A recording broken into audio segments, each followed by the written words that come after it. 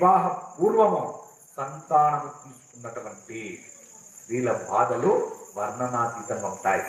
చాలా మంది ఉన్నారు. అది చాలా నీచమైన పని. ఇంతకంటే పెద్దగా ఏం చెప్పలేము. కానీ అర్థం చేసుకోవాలి నిరంతర సభాముఖంగా. కాబట్టి వివాహానంతరము సంతానమే ధార్మికతను సంచరించుకుంటుంది. వివాహం అయిన తర్వాత సంతానాన్ని పొందడం ధార్మికత. వివాహం కాకముందు సంతానాన్ని కన్నవారి జీవితాలు అగమ్య గోచరమైపోతాయి. బ్రతకలేక చావలేక పొరపాటున వారికి 50 ఏళ్ళ ఆయుష్ ఉందనుకోండి, 20 ఏళ్ళల్లా వివాహానికి పూర్వము సంతానానికి కన్నదనుకోండి, ఇంకా 30 ఏళ్ళు ఆయుష్ ఉంది. ఈ 30 ఏళ్లలో చీనా బ్రతుకొనుకొని వివాహం కాకుండా సంతానవంతురాలను అయ్యాననుకొని, తల్లిని అయ్యాననుకొని చావటానికి ప్రయత్నాలు చేస్తుంది. ఆ తల్లి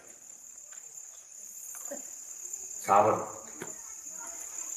రైలు కింద పడ్డా, బస్సు కింద పడ్డా, నీళ్లలో దూకినా, విషము తాగినా, ఉరి వేసుకున్నా బ్రతుకుతుంది. ఎందుకు? ఇంకా 30 ఏళ్ళ ఆయుష్ ఉంది కాబట్టి. నరకాన్ని అనుభవిస్తుంది ఆ తల్లి.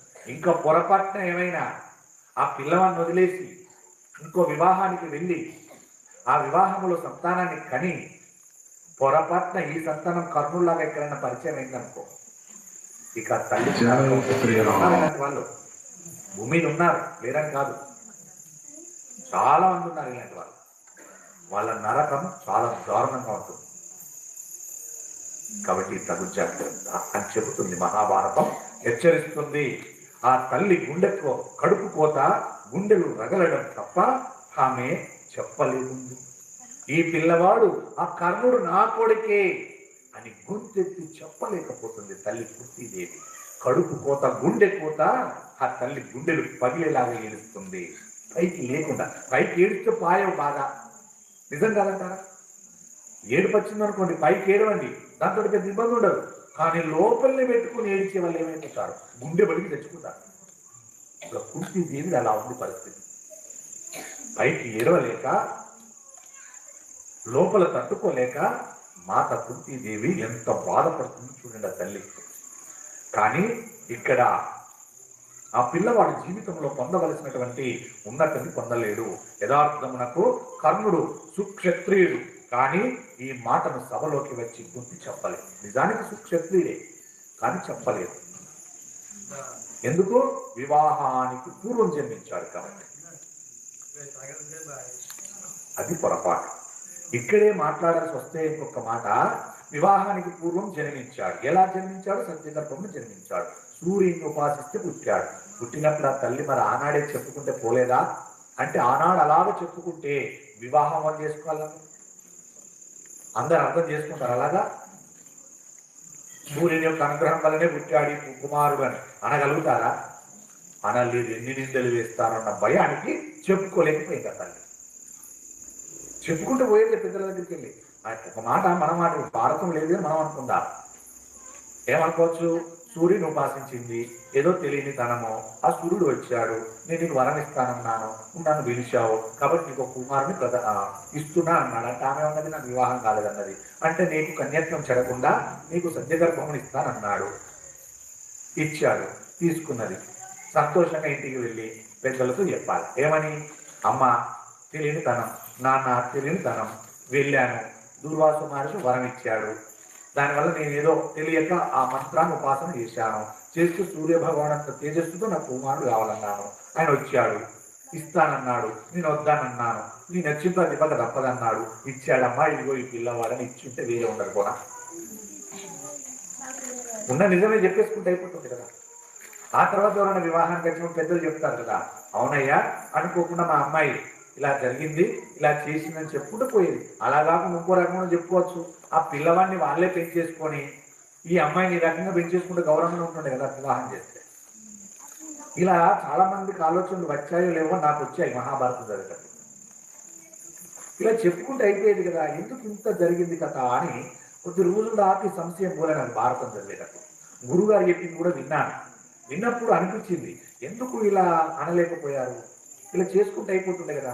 ఇవాళ ఈ తల్లికి బాధ ఉండకపో, ఇవాళ పట్ట బాధ కాదుక, ఇప్పటి నుండి ఆ తల్లి చివరి వరకు ఏడుస్తుంది. కర్ణుడు చచ్చేదాకా ఏడుస్తుంది, కుంతీదేవి చచ్చేదాకా కూడా ఏడ్చింది. కర్ణుడు చచ్చిన తర్వాత తన పేరు మీద కర్మకాండలు పెట్టాను కూడా ఒక్కరు లేకుండా పోయాడు. రే ఇంత గొప్పవాడిగా పుట్టించాను రా, నీకు నా కడుపున పుట్టకపోయినా సూర్యుని యొక్క అనుగ్రహంతో పుట్టావు, నీ పేరు మీద ఇవాళ తిలోదకాలు వదలడానికి ఒక్కరు లేకుండా పోయారా. నీతో పాటుగా పుట్టారు 5గురు, వారు కూడా నీలాగే పుట్టారు దేవతల అనుగ్రహం వల్ల. కానీ వాళ్ళకి చెప్పలేకపోయాను రా, నీవు నా కొడుకు అని చెప్పలేకపోయాను. ఏమి దుస్థితి వచ్చిందిరా అని చివరికి కూడా ఏడ్చింది తల్లి. ప్రతిరోజు ఏడుస్తున్నట్టు ఇప్పటి ఆ తల్లి ఇది ఎందుకు అలా చేయలేకపోయింది? చేయొచ్చు కదా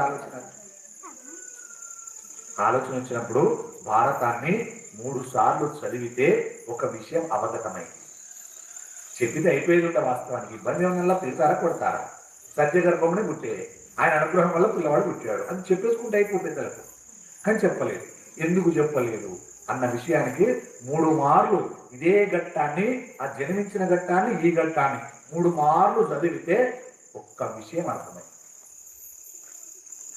ఏమర్థమైందంటే అతడు కారణ జన్ముడిగా పరమేశ్వరుడు సృష్టించుకున్న సంతానం.